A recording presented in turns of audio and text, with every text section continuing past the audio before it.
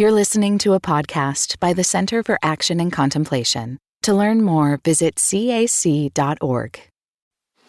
Greetings. I'm Jim Finley. And I'm Kirsten Oates. Welcome to Turning to the Mystics.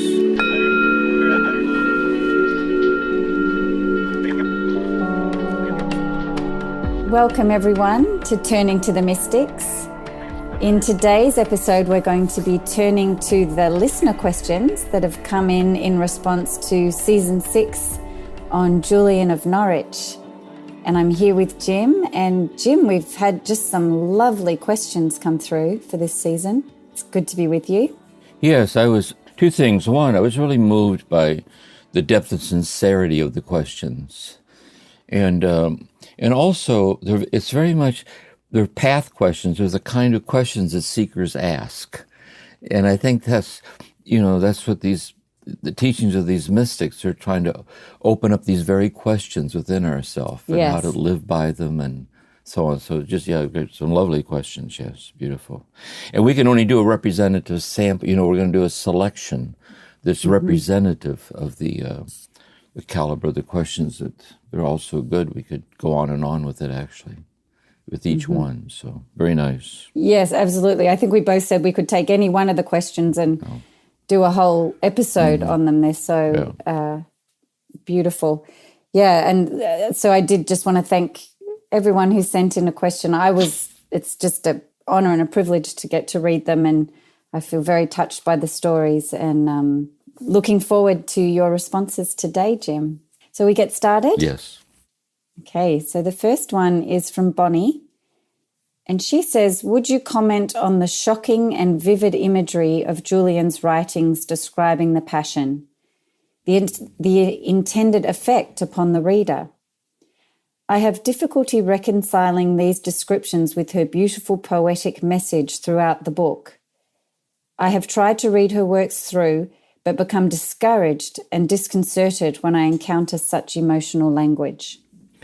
Well, in part, her kind of graphic description of the intensity of suffering is part of a cultural, historical spirit of the age she lived in. This kind of devotional love for Jesus crucified and the cross. So she's part of her own cultural setting. That's where part of it comes from. The other part of it comes from the fact that in her near-death experience that she had, where the priest held up the crucifix, is where she had her mystical awakening.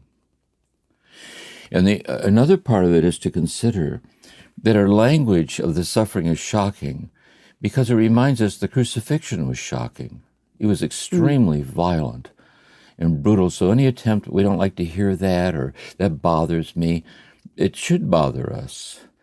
And because it's so deeply bothersome, it was so cruel. The next thing is that her whole insight is that the intense imagery of Jesus' suffering is actually the infinite love of God incarnate in Jesus, merging with and identified with our anguish. And so the cruelty in Jesus is the cruelty inflicted on all of us. And Jesus owns it. Jesus takes it on. Greater love than this has no one, then he lays down his life for his friends. So paradoxically, out of the very bitterness of the cross, we find that there's a love, one with us in the bitterness itself, which is the experience of experiential salvation. And lastly, I would think, that by their fruit you shall know them. And she's sitting in her hermitage, and some of those eloquent, beautiful things that she says out of that. So it's almost similar to the light of the resurrection, unexpectedly shining out of the death of Jesus. And it's that love. And how often, sometimes some of our graces that bless us to this day came to us in moments of darkness or pain, or moments of, in the darkness itself, we found something we never would have found otherwise about frailty and God's mercy and so on. But she's so unique that way. The strange mixture of these two things, just part of her own path and what she was called to do. So this reconciling of the shocking and vivid imagery describing the passion to the beautiful poetry, you're saying actually just like the cross, the vision of the cross, which has both, the suffering and the love, but and the beauty incorporated. See, I think the mysterious place for her too is what is the point at which the suffering within and beyond ourself is touched by the presence of God. See? And what is that mysterious place within us? Dying the inner death, merging with the suffering, in the love that liberates us from the suffering. And so she's kind of circling around this mysterious place in all of us. So, yeah. Wow. The next question is from Margaret, and she says, I've experienced with Julian of Norwich an opening of my heart to all humanity, particularly those suffering day to day. It shows itself through many spontaneous pushes to love, help, and act that don't go through reason or thought, but are heart-based or deeper even than that. Before this, I was very much afraid of the face of Jesus crucified and suffering. But as Julian experienced this and Jim explained, I find it is accessing a deeper compassion in me. However, moment by moment, how does one not be overcome by this suffering, to be able to draw on the deep wellspring of love we are wrapped in as beloved of God as we get to know him in us? Yes, I was reflecting on this, what she's asking here. First of all, we're assuming something here, that we're being called to be invited to be a non-violent, safe, protective person, and honoring the wholeness of life and the mystery of life and the happiness of life. And then when suffering does occur, we're to do our best to lessen it and, if possible, remove it. But in an inner peace, not dependent on the outcome of our efforts to do so, because it's the peace of God on which everything depends. And so at one level, suffering is suffering, and suffering is terrible. So to romanticize it in any way is really disrespects the suffering person. The only authentic response is, I'm so deeply sorry you're having to go through this. It's painful. But it's also risky because you can go under. You can go into despair. You can become bitter. It's risky business. We need to be very careful with this. But the other part of it is also true, that although suffering is terrible and we need to work at it, it's not just terrible. And we learn things in it. It's strange to me, out of a lot of what I've come to learn over time about God and so on, it came to me out of my trauma from the time I was 3 years old. A lot of it did. And when I sit with people in psychotherapy, I worked with adult survivors of childhood trauma who wanted spirituality to be a resource in their suffering. And I would often feel they would share these things. I'd walk with them and listen to them and sift it out. And at the end of the day, I felt strangely graced and grateful for the opportunity to be with people like this. The amazing resiliency of the human spirit, to face what it needs to face, to walk through it, and to be transformed by it. My oldest daughter is a hospice nurse, so all day long she admits people into hospice, sits by their bedside, talks to the family, and we have a lot of talks about it, how some cases are very hard, but how fortunate she feels, all that she learns from it. So there's a strange thing about compassionate tenderness that listens to and befriends and walks with the mystery of suffering, which is really the presence of God hidden in it, while at the same time doing our best to be a nonviolent person that doesn't add to it, and do our very best to lessen or remove it. It's a delicate, mysterious thing. It's so personal for each of us, I think. Yeah. And to be aware of your own limits. Yeah, I think this person worrying about becoming overwhelmed, it's not helpful to the suffering person if you do become overwhelmed. So to recognize as human beings, we might have different limitations given our backgrounds. Let me add to that. That's a good point with trauma. I think for a traumatized person, one of the fears is they owe it to you not to let you get too close to them, or they'll bring you down. And so if I'm a psychotherapist who works with trauma, the person is counting on me that I'm grounded in a depth of presence that can withstand the pain. And in that depth of presence, I'm grounded in it. It allows me to then, I have one foot grounded in the presence, but I take the other foot and put it with them in the circle of their suffering. So it forms like a bridge like this. And so I owe it to the person and to myself to take care of myself. Yeah. And so I have to interiorly back off or distract myself, be present, get peer supervision. I have to, sometimes people who work with serious illness or work with, this is secondary post-traumatic stress disorder. You're traumatized by being in the presence of traumatized people. And so you have to be on guard and be very real about this and take care of yourself. And another, so deeply personal thing. Yes. But how wonderful, Margaret, sharing this spontaneous push to help and act, and that's not going through reason, that feels very heart-based. Yeah, it does. It's and also amazing. Strangely, and I think of Dr. Martin Luther King or Mother Teresa Calcutta, you just get the feeling, you see videos of Mother Teresa Calcutta talking. She's such a deeply present, grounded person who, working with the poorest of the poor, sees suffering all day long, but she doesn't drown in it, but she walks with it. And sometimes we're called in unexpected ways through family members and deaths and sorrow, and to take care of ourselves, then realize we're being wizened or made the wiser about how mysterious God's presence is in the fragility of our lives. And I think Julian very much is at the heart of that mystery.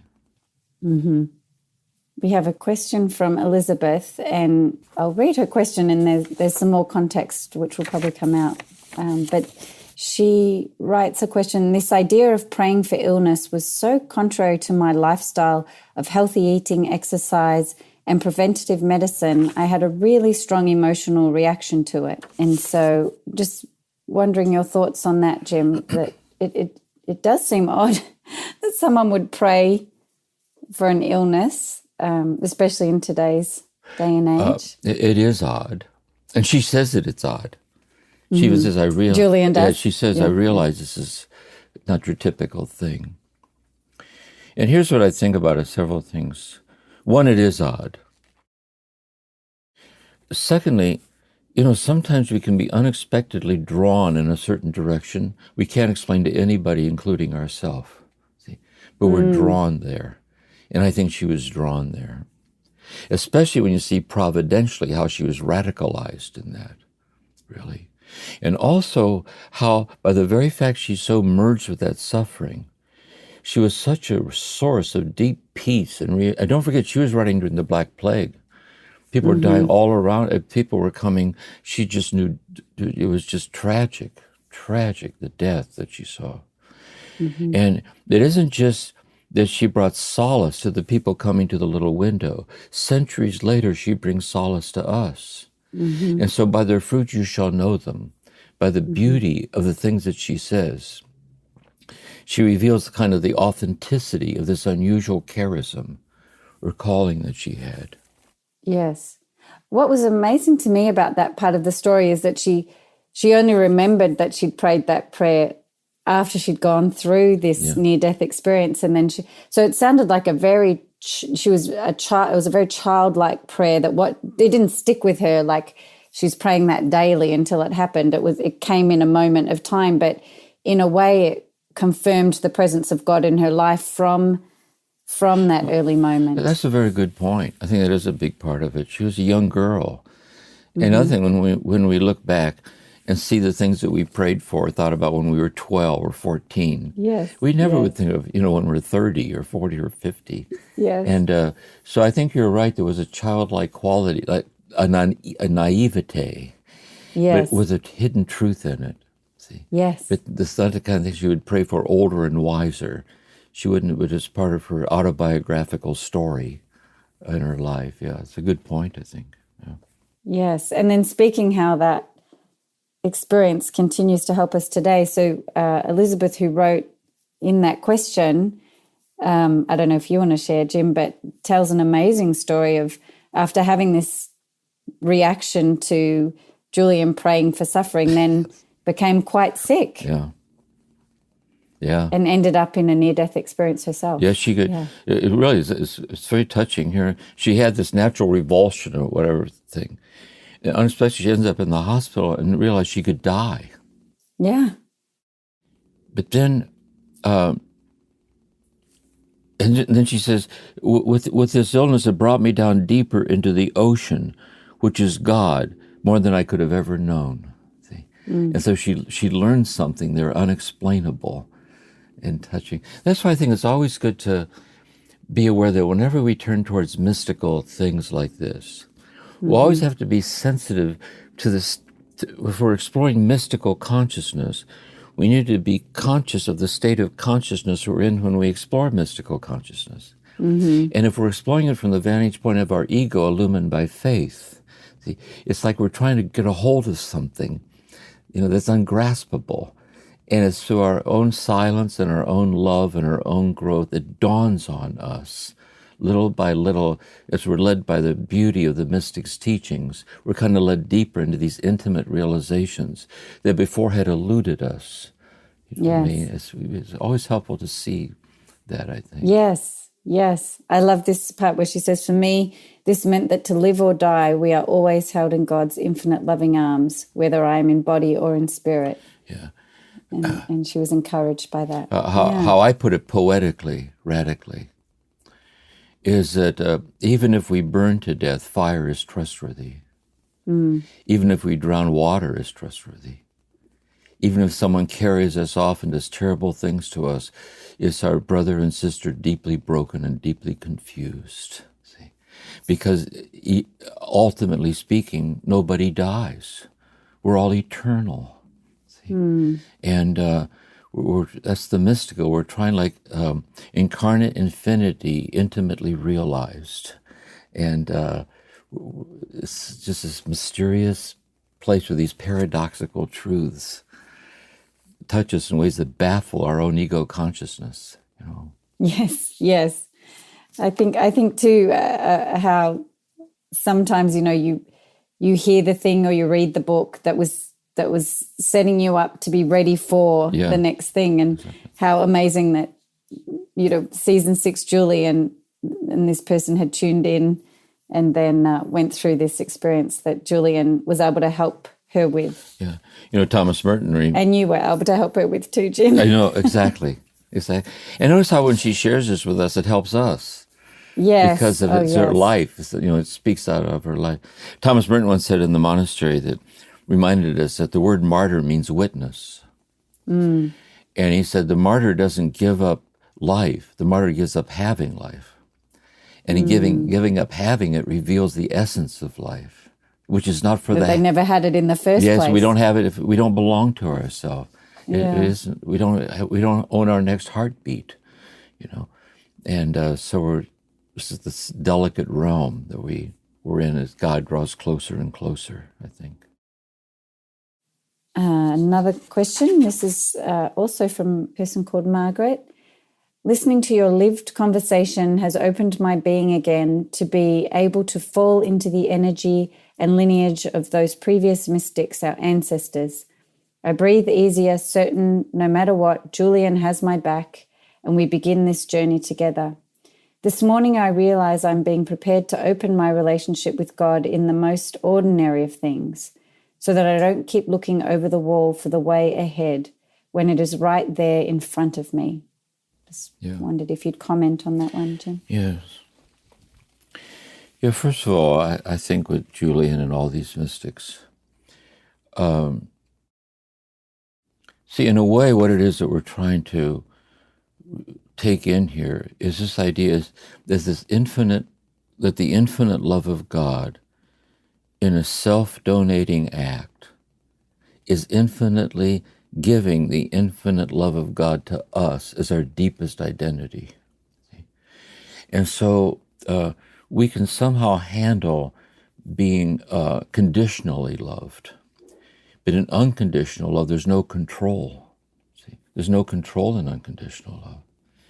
And that being overtaken by love, or have it wash over us and leaving us empty-handed without explanations. I think this love is at the heart of the mystical experience. Now, sometimes it does wash over us in a very forceful way, but often it happens in subtle, delicate ways, in ordinariness. So there's something about watering the house plants, or boiling water for tea, or lying awake at night in the dark when you can't sleep.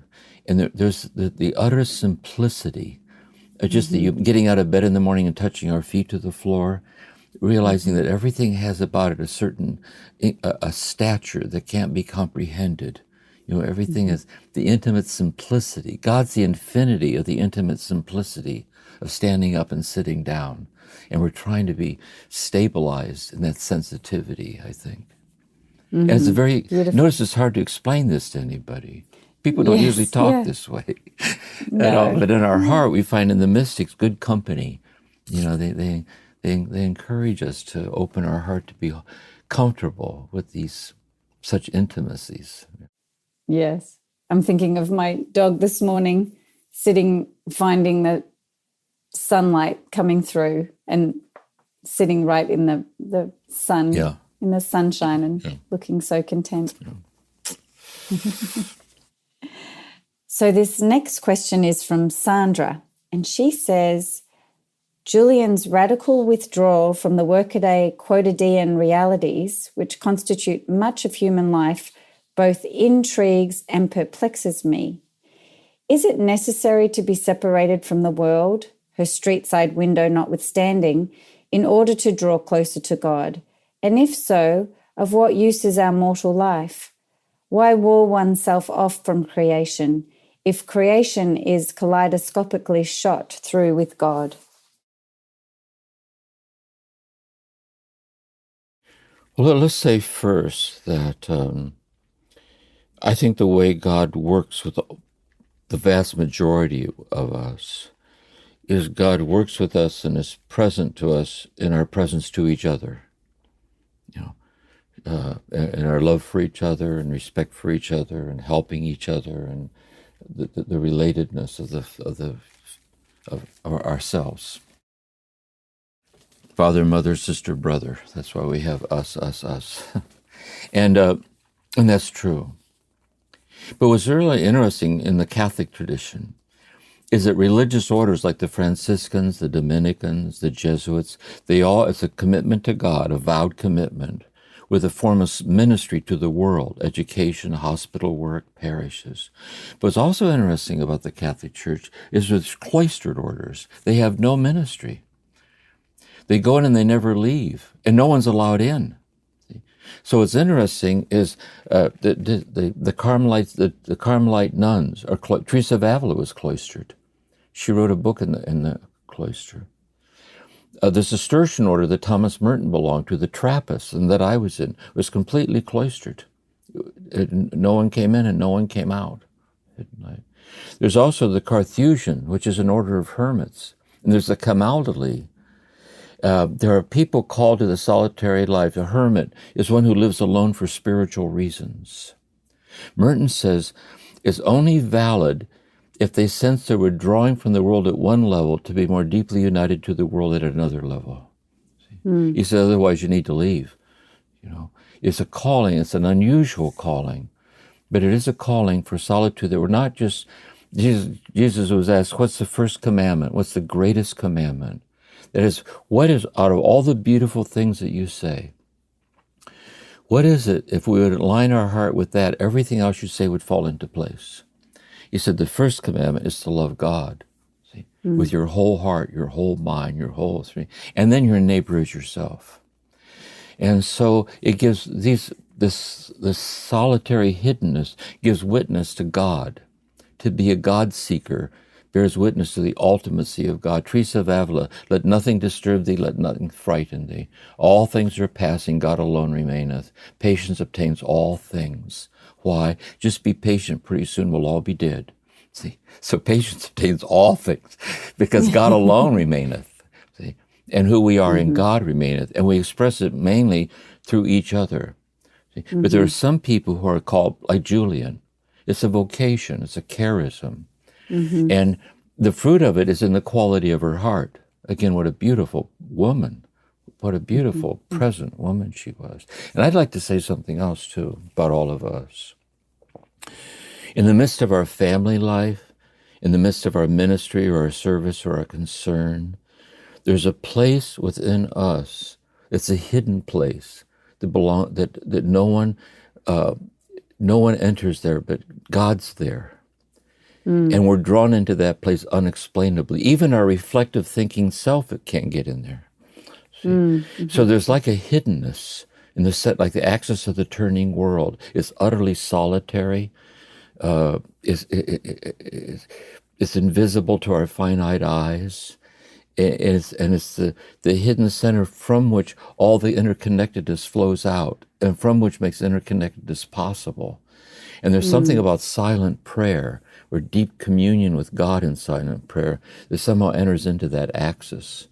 And we kind of disappear from ourselves in reflective consciousness. In deep meditative states, the stillness gets so subtle that we disappear from ourselves in reflective consciousness. We vanish away from ourself and our reflective awareness of ourself because we're beyond ourselves. And then when we return, Teresa of Avila says, we don't know if anything happened in one sense because we weren't there. But we do because we emerged that we're different.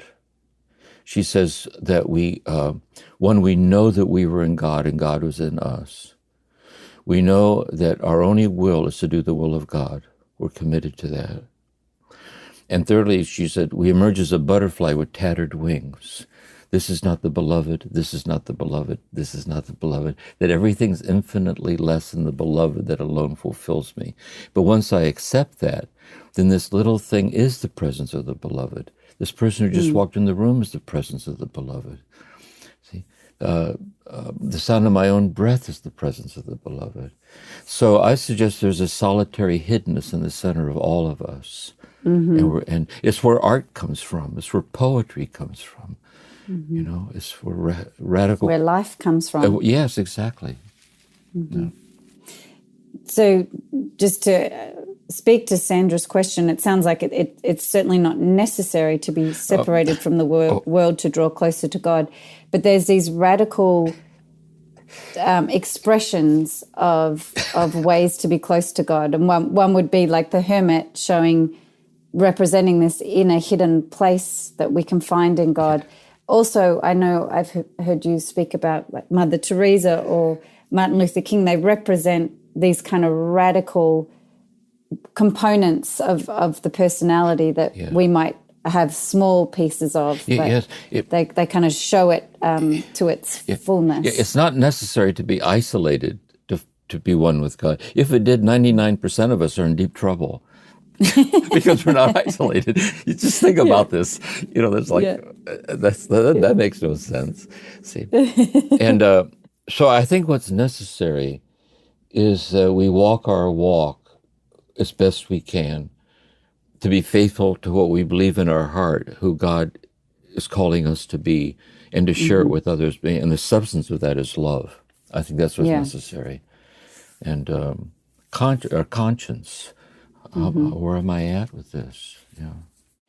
And knowing that someone like Julian did separate herself, that gives meaning to God and to her story, and even to, like you say, who we are in our deepest selves. Yeah. T.S. Eliot says in 4 quartets, a little getting, to kneel where prayer has been valid.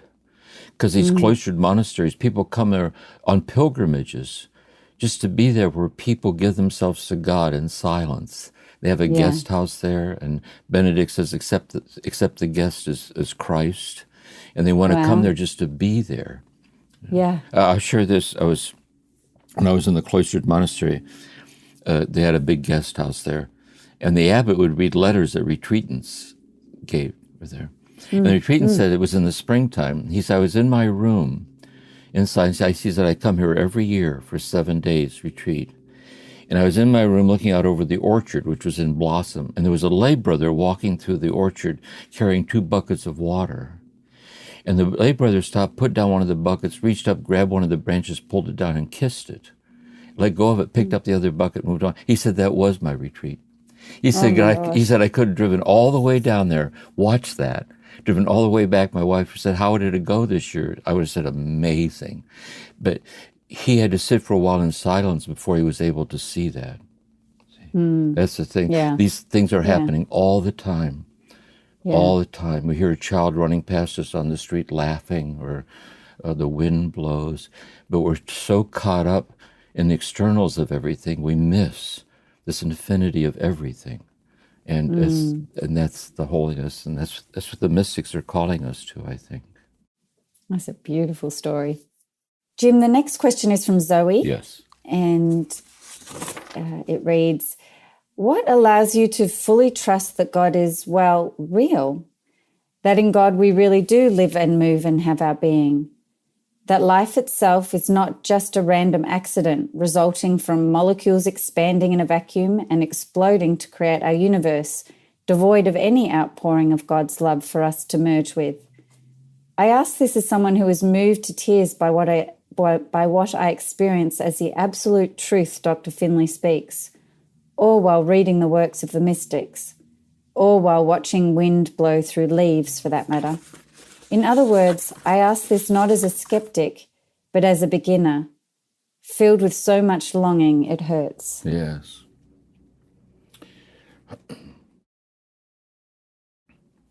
This is very good, in a way. Thomas Merton, one of his passages, I put it in Merton's Palace of Nowhere, he says, he said, when people get on the spiritual path in the beginning, they have a lot of questions. And they could look for someone to answer their questions, a spiritual director, and well, they should. Mm-hmm. And he said, but you get deeper into it, and you begin to realize here all along, God's the one asking the question. And you don't know the answer to God's question. As a matter of fact, you don't even understand the question. He said, we don't like moments like this. But it leaves us to wonder, like the rains fall from our hands. It isn't just the God's rule, but see, like Martin Heidegger asking, he said, there's certain moments in life, birth and death, looking up at the stars. See, why is there something rather than nothing? See, why is there something why is there anything at all? And Dan Walsh used to say in the monastery, see, why is there someone rather than no one? See? And I'm that someone. See? And so the interesting thing about the question, Rilke says, learn to love the questions more than the answers. Oh, yeah. Because in the question, the heart is open. See? In the answer, it closes with the answer. See? Meister Eckhart says, he says, we tend to ask why, but like everything being explained. He said, but we have to give up asking. He said, the rose blooms, but why does it bloom? It blooms without a why. See? He says, you let a horse out in the pasture in the morning, it runs with all its might across the pasture. Why does it run? It runs without a why. See? It's the anarchy of the ineffable. See? This is why Dan Walsh used to say at the monastery with Duns Scotus, in a way, the love of creation is greater than the love of the cross. Because the love of the cross had a reason to save us. The love of creation had no reason. It was the anarchy of infinite love giving itself away. See, so it's like passing beyond questions and answers, and living in kind of like quiet amazement, like empty-handed amazement, like that. Yeah, yeah. And that sense of longing, I know that's a major theme for all these mystics, that yes, it is. The longing for God is God, and yes. and that people on this path experience that deep longing. Exactly. See, because in a way, the self that asks such questions is the self that's transcended by God in coming to us unexplainably. And just like you said too, it just deepens the longing. And you realize the longing is an echo of God's infinite longing for you. And the longing meets the longing. See? And in the midst of the longing is consummated while it remains. And that's what's so intimate and subtle about these realizations. You know, when we talk like this, we can recognize the poetic beauty of it. And we're struggling to put words to the unexplainable, but it's what our own awakening heart tastes, you know, and seeks to live by. Yeah. I thought that when Zoe writes about you speaking absolute truth, when I know I've heard you say many times, but if you listen carefully, I'm not really saying anything. That's right. But it is that beautiful poetic intimations of what is ultimately truthful and real. That's why I like Martin Heidegger saying the vocation of the poet is to evoke the holy. You know, it's transfactual. You know, it's beyond the fact. It's the ungraspable substance of everything. You know, and the poet's voice bears witness to it, or the eye of the artist sees it. Turning to the mystics, we'll continue in a moment.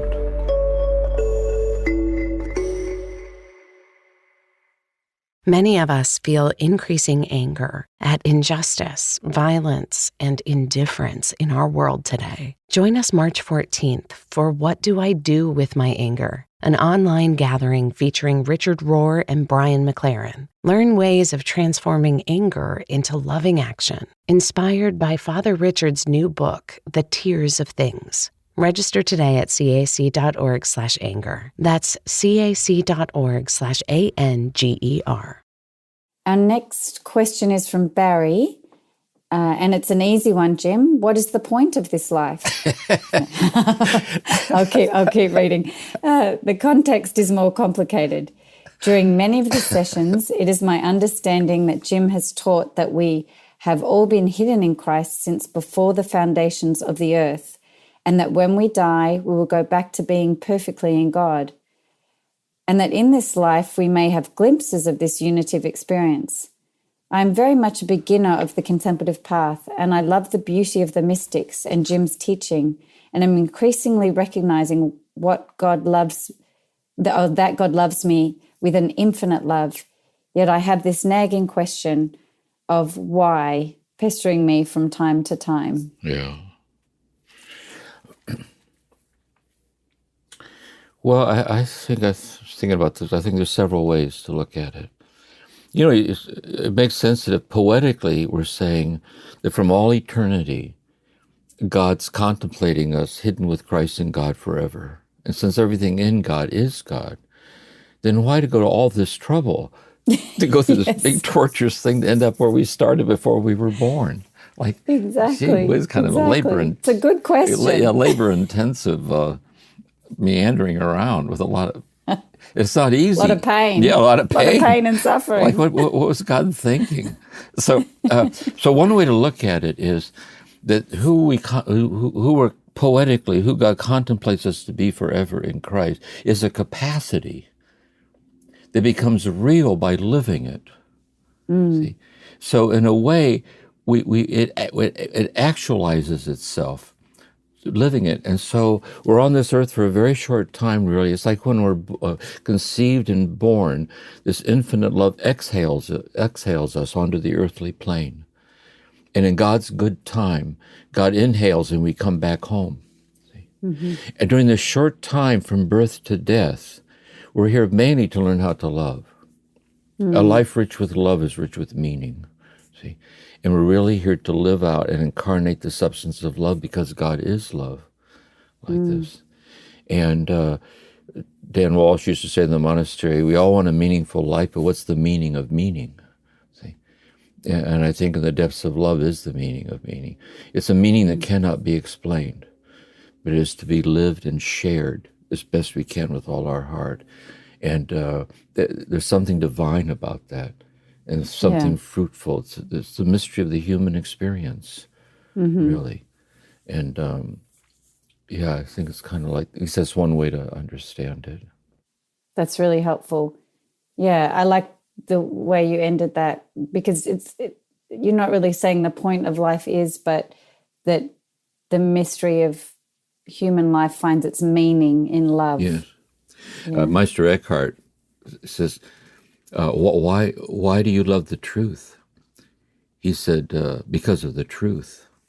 And why do you love why do you love life? My word, I don't know, but I'm glad to be alive. See? And Thomas Merton once said, the one who wants to die and the one who's afraid to die must admit the same thing. They've not learned how to live. See? But learning how to live, you don't want to die. You're not afraid to die. And therefore, the life is the mystery of God. Actually, the mystery of life is the mystery of God, incarnating itself as us, and in our eternal nothingness without God. Yes, there'd be no one to ask that question. What is the point of life? Really There'd be no one to recognize the point of life. Yeah, seriously. I see. Yeah. Also, I'd add another thing to it in terms of the mystics, is that the point of life is to realize that we're the beloved. That is, that God so needed to have someone that God could completely give the infinity of himself away to. And that person is you, it's me. And so the purpose of life, we'd put it this way, is to realize that. However that's given to us through intimations in our heart, whatever. And then to give ourselves in the love, to the love that's giving itself to us, how we give ourselves to our own body, our own mind, our life, our family, the world, to God, and the reciprocity of love. See, this destiny is fulfilled. This question from Kevin, I think, is a good follow-on from that question from Barry. And you've said in a previous podcast, it's the way God made us, it's a setup. I think that God made our heart for God only, but we can't achieve what we're made for on our own. We can't achieve it. And so it's this setup. Yes. So he's just asking you to expand on that. Another way I put it is that to know that the deepest issue really is not who my father thought I was, or who my mother thought I was, or my siblings, or my classmates, or my boyfriend, or my girlfriend, or my husband, or my wife. The real issue isn't who do I think that I am. Can I join God in knowing who God knows and calls me to be forever? See, and that's the setup. See, you are the beloved. It's who we are because God says so. Who we are. And it's invincible. It's the invincible preciousness of ourselves. It's that in us that belongs completely to God. And that's the setup, see, which is it's the love nature of ourselves. Beautiful. Okay. I think we're getting into some questions that are going to ask about some more practical applications. So this one is from Tanya. And she says she's a therapist working with trauma, and I have my own trauma to grapple with. Thinking in terms of parts of ourselves, like traumatized parts mired in shame and protective parts in fight or flight, and Merton's point of nothingness, untouched by sin and illusion, has been very helpful to me and others. In recent years, I've noticed how Julian seems to have a sense of parts too, as seen in her frequent reference to Trinity, or I saw, I sought, I had, I lacked, or while in her illness, she vacillated quickly between great joy and great anguish, and she learned she is loved in both. What are your thoughts? Can Julian help us attend to parts of ourselves and maybe even to parts of God and thereby help us heal? Yes. I'd answer first in terms of therapy, then how it applies to spirituality, and they're related to each other. I want to give a simple example from, say, someone who suffers from the long-term internalized effects of childhood trauma or abandonment. Okay. And so in interiority, one way to help a person find their way through that is to say there is within them the internalized perpetrator who tells them very shameful, shaming things about themselves, that they don't matter, they're no good, and really it's the internalized voice of the perpetrator. The sad thing is there's the traumatized child part inside that believes every word. Believes every word in the timeless inner world of the unconscious they carry within themselves, their traumatizing internalized family. So the idea of therapy would be that the adult in therapy with God's grace confronts the internalized perpetrator. It's not true what you're saying about this child. It just is not true. You're a liar. You're a liar, and you're not wanted here. And I will not passively, the adult says, I will not passively sit back and listen to you talk to the child that way. Because, how's the child to believe you as the adult if the child doesn't see you standing up and protecting him from the voice? Then you turn to the childlike part with God's grace, like Thich Nhat Hanh, I see you, dear one, and I'm here for you. See? And don't listen to that voice for input about who you are. Listen to me, because God's speaking through me about how lovable you are and how I cherish you. And by doing that over and over and over and learning to internalize it, see, that's one example of how this can get sifted out. And at the spiritual level, where it continues, when it comes to this mystical awareness and so on, again, there is that in us that knows this, which is why it touches us so. When we listen to it, it's not just beautiful, it's beautiful because it's true. And so the very fact we resonate with it bears witness that we're already being drawn into it. See? And then there's that in us that doesn't know it yet. And the part that doesn't know it yet is the part that still gets reactive. The part that still believes that the present situation I'm in and its outcome has the authority to name who I am, etc., etc., etc., etc. And so our task is to endlessly, the part that knows it, is to endlessly circle back and be there for and with the part that doesn't know it yet, to be endlessly tender-hearted toward the part that's still half-hearted, still doesn't faithfully meditate, still gives in to resentment or self-loathing or whatever. And that tender-heartedness toward the part that doesn't see it yet is Christ consciousness. It's really God speaking through us and as us to the wounded part, which is salvation. And then as we intra-personally within ourselves carry out that task, we then share it with other people, because everyone's a unique edition of the same dilemma.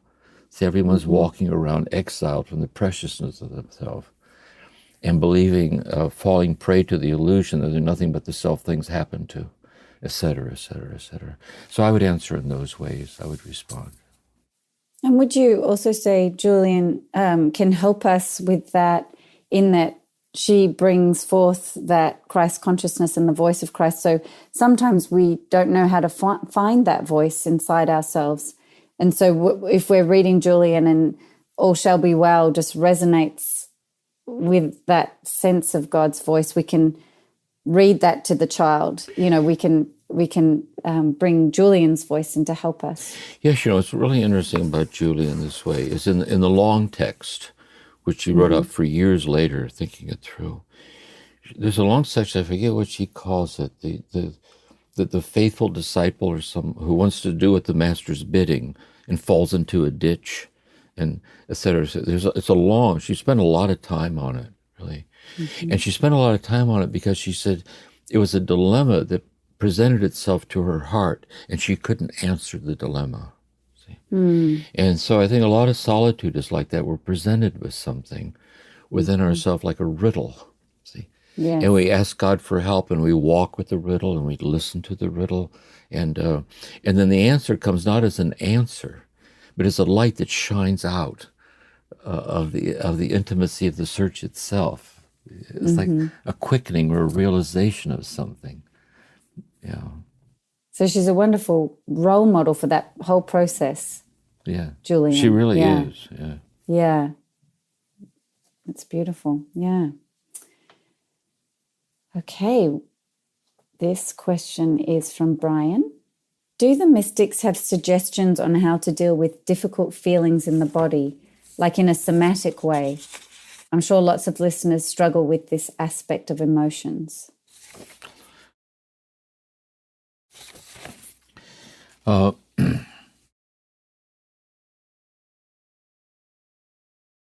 There's several things.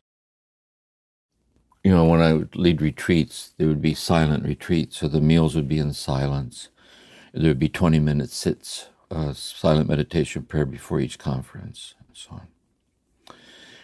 And then people wanted to speak with me one-on-one. They could talk with me one-on-one. We would talk.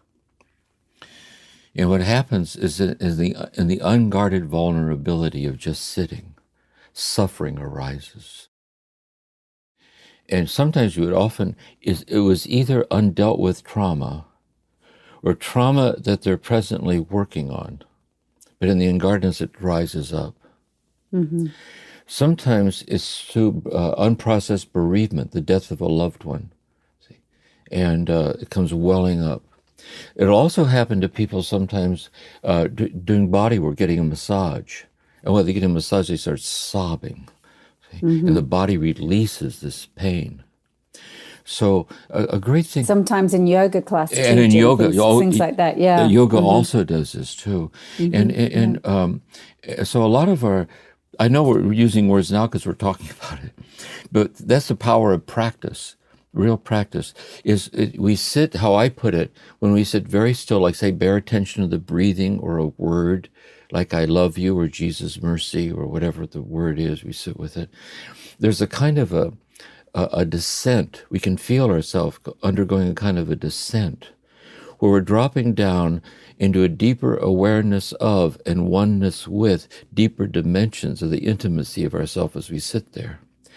Now, the infinite abyss-like love of God is the abyss-like we're descending down through into God. But we have to pass through the layers of the internalized pain, which we hold in our limbic system or in our body. Mm-hmm. And so to really live a deeply contemplative life is the befriending of the body and being tender towards the body and noticing where you hold the pain in your body, like where the tightness is, and breathing into it and working with it. There's a close, it's very bodily this way. It's very present, Mm-hmm.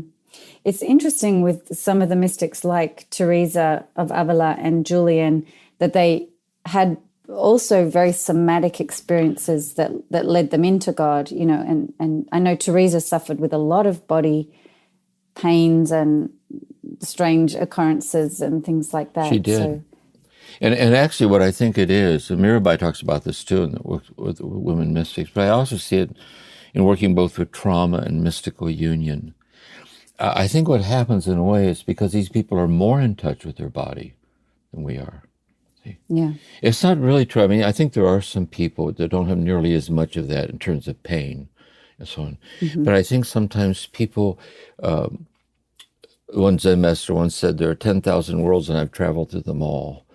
And thousands of them are hidden in our body, Yes. And so while we walk with the pain and listen to the pain and bring the pain to God, it becomes part of the union with God. Again, this brings back to the mystery of the cross, which Jesus hung there in his body, Yes.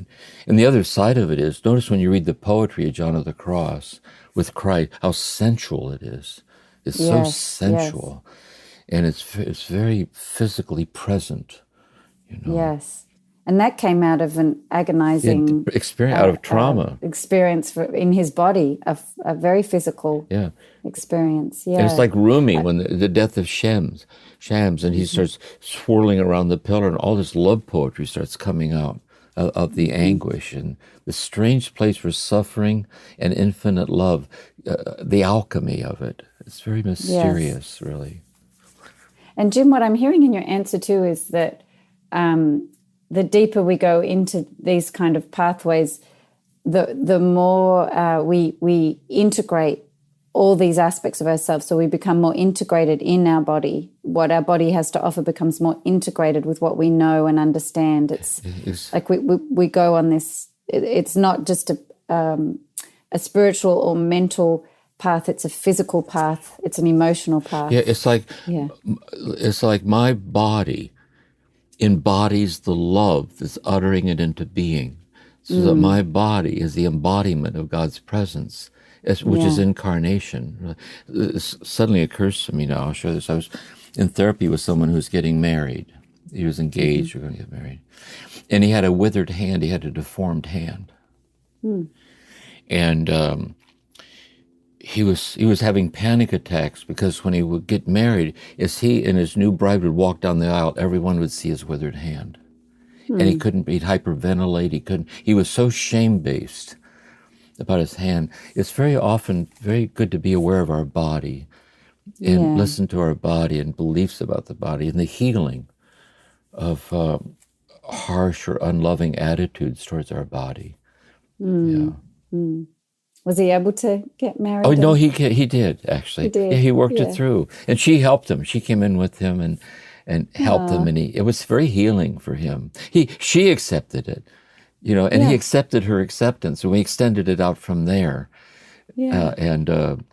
So Beautiful. Well, I really appreciate Brian's question, because I think that's so important, just to highlight that, not to be surprised by pain and kind of trauma coming through the body as people learn to meditate or go deeper into your teachings. Right. And this is also relevant with age, because old people, you look in the mirror, you're not going to the prom this year. You know what I mean? Like, there's no beauty contest headed your way, but there's a certain beauty in the elderly body, especially if it's the elderly body of the deeply loved person.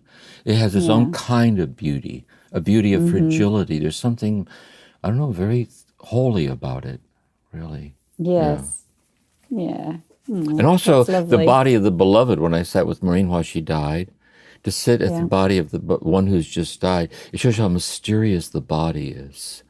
Anyway. That held something, but not everything. Exactly, like something. Yeah. Exactly. So anyway, good question, very evocative question, very good. Yeah. This question is from Lo. Yes. And it says, I'm in corporate sales and in the day-to-day grind of growing a business. In Julian's style, with a window to the streets, would you invite Jim to speak to the implications and applications for the grind on the streets? Yes, I think a lot of people work with the grind on the street. The corporate world is not a contemplative setting. It's deeply competitive, and there's a lot of ego in it, and stress, and so on. Competition. A lot. So if you're a contemplatively grounded person, let's say you're on a path, here's some things that helps me. There's people who've done work with this, the spirituality of the workplace, and so on.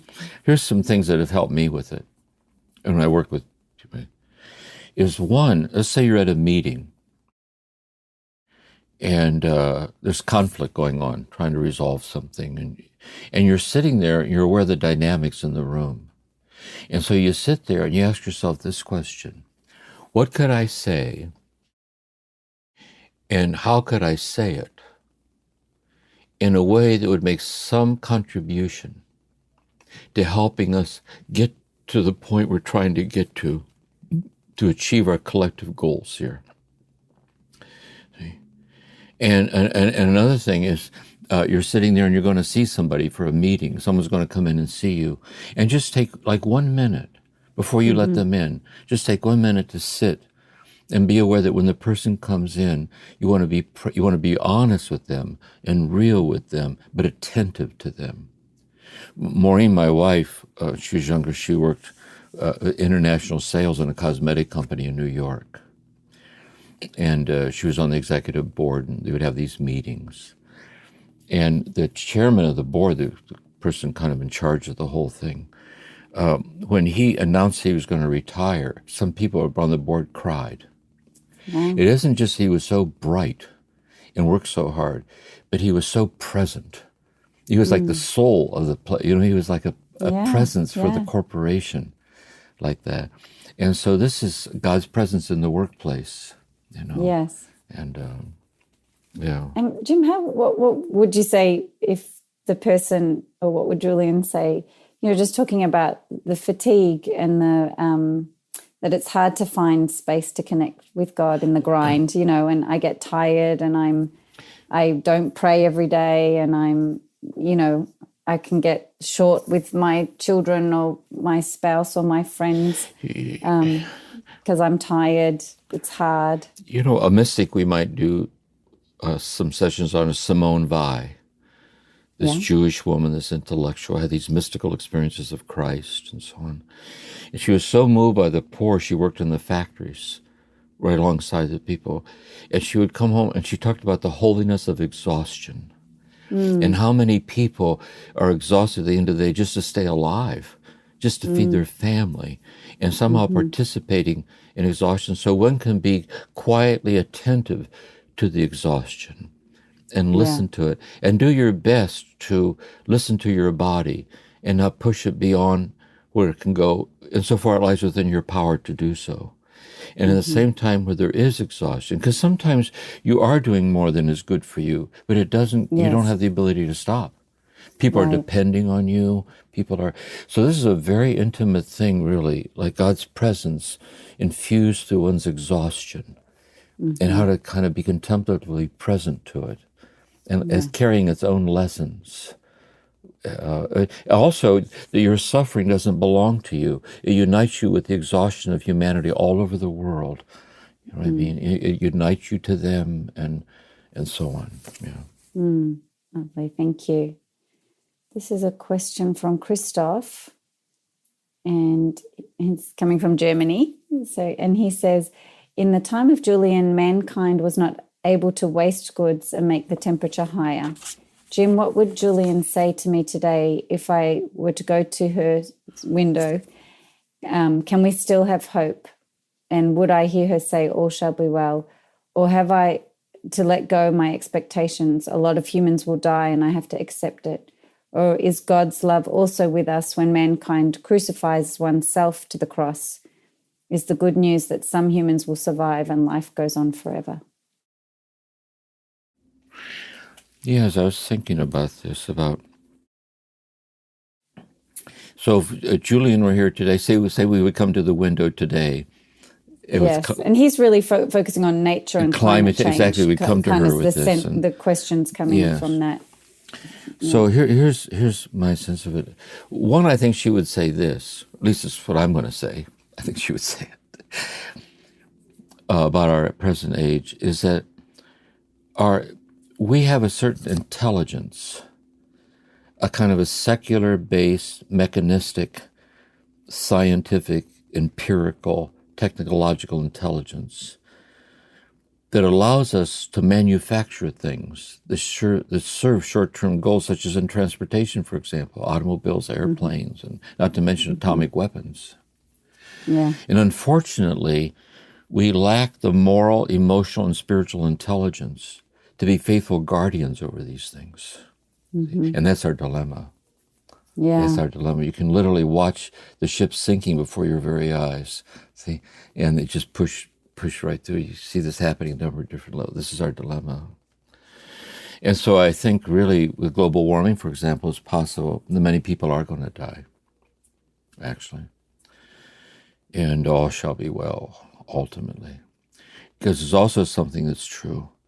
There are those even now who are bearing witness to how urgent this is, and they're in the fray to be a force to stop it. And society changes. I'm having an image right now in Iran with the women in Iran taking the veils off, and could possibly bring down a tyrant. And some of them, they don't care if they're going to get killed, they're going to do it anyway. So the Black Lives Matter movement, never give up hope. So something wells up out of the human family and not just stops something, but transforms it. And I think the world's always been like this. There's always been forces of darkness. With Jesus, it was the Roman Empire. And certain forces in his own, like Jesus is a Jewish mystic, own forces, but not to be bitter or disheartened or cynical, see, but to be reality based and stand in the love and do what you can do to be a force for the good, and know you're not alone in that. And God, that's how God works through history. I think I would answer it that way, I think. Yeah, that's really helpful. It reminds me too of one of the earlier questions of how do you not get overwhelmed by the suffering? Because I think someone like Christoph, who feels the pain of climate change and the pain of what mankind is doing or not doing, these are hard things to bear when you do have that moral, spiritual recognition of Yeah, there's something else. Thich Nhat Hanh has, in one of his essays on the Eightfold Path, about eating. And he says, certain things, some person on the spiritual path might there's certain things on TV they just shouldn't watch. There's certain topics there's certain things on the internet they shouldn't get pulled in, because you can tell it's not good for you. It's shallow. What I mean is you can just tell it's just so tribal, locked in force and ignorance, and it just disrupts your sensitive soul. It doesn't mean you're not sensitive to the suffering, but because you are sensitive to it, you don't get dragged down like into cul-de-sacs that don't go anywhere. And we need to kind of be careful about what we read and what we watch and what we share, and kind of keep an eye on ourselves. And that all will be well really is the mystery. It is. It's the good news, but it's the mystery. We know we can know in our hearts all shall be well, but we don't really know what that means in terms of outcomes. It doesn't. And the mystery of the cross also is, by human standards, things weren't looking good, was she was saying. Seriously. And so all shall be well doesn't mean that there will not be cataclysmic pain. But it does mean, this is what I think the mystery is. When Jesus rose from the dead, he rose with his wounds. See, it's the eternality of the cruel conquered by love. See, completely overtaken by love. And even now it's overtaken by love. And we're trying to drop down, Julian and the mystics are trying to help us drop down to that level where we're being unexplainably sustained and loved in the midst of the unresolved.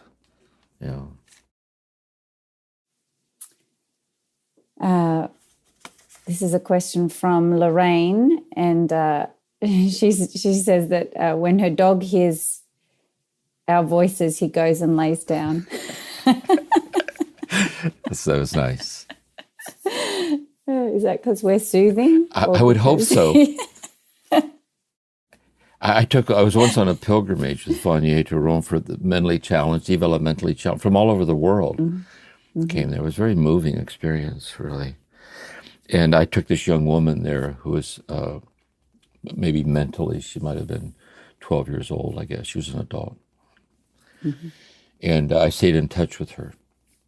And she said, I have your recorded talks. And at night when I go to bed, I turn it on. She said, you put me to sleep every night. And I sometimes, people, when they're listening to my talks, I put them to sleep. It's just so soothing. It's hard to stay awake. So you never know. Oh, that's lovely. Yep. So Lorraine's just mentioning that she can feel this beautiful integrated presence with God, but then when she visits, I think it's her family, it's hard to maintain that sense, and she can feel discouraged. So with Thanksgiving coming up, it's probably a good question for many of us about to be back in our family systems. Yes, especially if the topic of politics comes up. Oh, gosh. Here's my thoughts on this. It depends. Sometimes in a state of quiet or sensitivity to what's explicitly mystical or sensitive, sometimes we can lose that even in a good family setting because everyone's talking all the time. So I would, if that's the situation, that's also a modality of God. That's ordinary people being who they ordinarily are with each other. It's blood, you know what I mean? It's just, there's that. And it has its own holiness to it. It has its own, you go with the flow and you move back and forth across these realms. If, however, there's a family history where there was trauma in it, and especially if some of the trauma is some of the people who acted that out on you are still there, And they never really admitted it, acknowledged it, repented, and sometimes can be insensitive to the things they say. You have to, but they're not acting out. They're not being abusive. You go there and you wrap yourself in white light and just do your best to be present to them. And, such is life, Yeah. And if they are acting out in different ways, you might not, maybe you can't go, maybe. You have to think out what's best to be true to yourself. And so it depends. But I think it's normal. I have another scenario. This might be relevant to someone, but there's those times when you don't behave in a loving way to your family, like something they say you react to, and instead of even if you're wanting to say that wasn't the kind of you to say that to me, but you, instead of staying calm and present and in a loving voice, you can get reactive or defensive and yeah, and then somebody it's a situation I'm personally aware of. This person, their spouse's family believes that God sent Donald Trump to save America. Oh, wow. And they're really into it. And so the issue is they're not acting out, but she acts out. People are all driving me crazy. I can't stand it. And so sometimes we're the ones who we can't hold it in, Yes, that's it. Yes. And that's complicated too. Sometimes you have to apologize, but sometimes it's good to be truthful. It's what we're trying to do is model with each other how the fact that we differ does not stop us from being one with each other.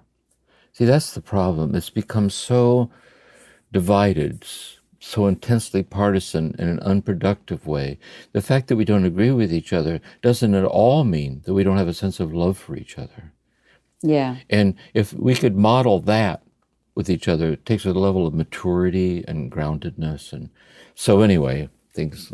That's a beautiful note to end on. I just think that's it doesn't matter that we disagree with each other or even at times have little reactions to each other. That doesn't mean we can't love each other deeply. And I think that's a beautiful note to end on. Kirsten Tippett, one of her programs, she interviewed the official rabbi for England. I didn't know England had an official rabbi.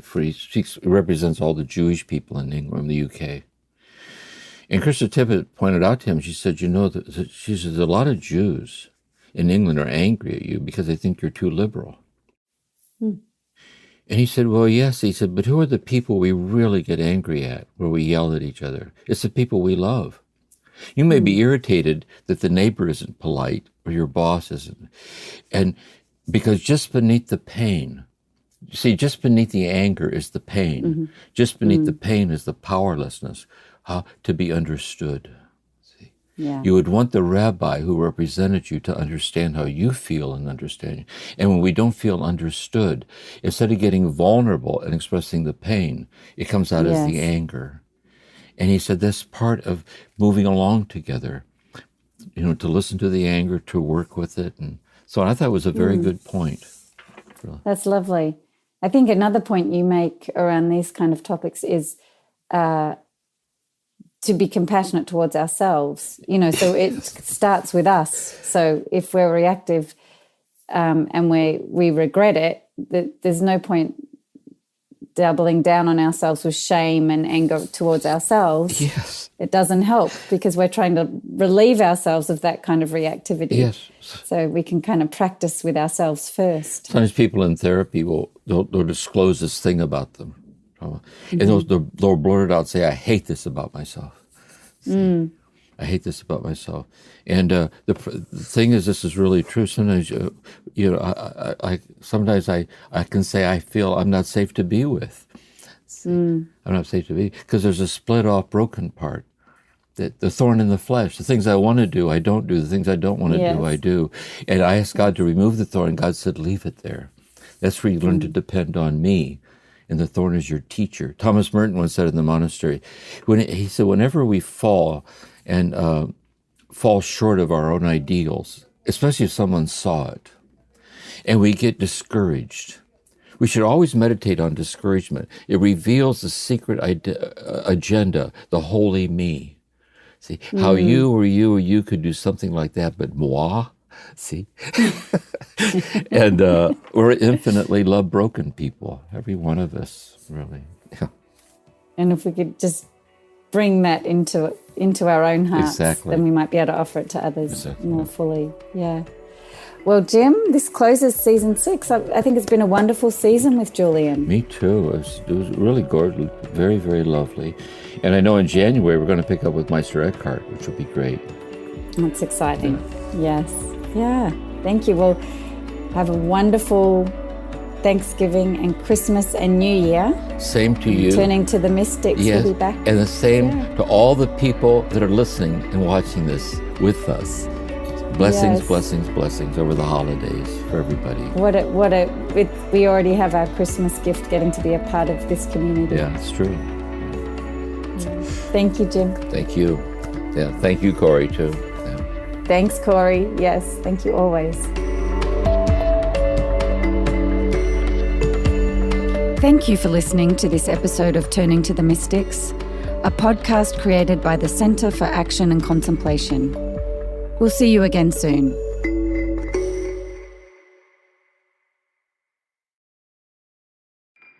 Do you feel called to walk a more contemplative path?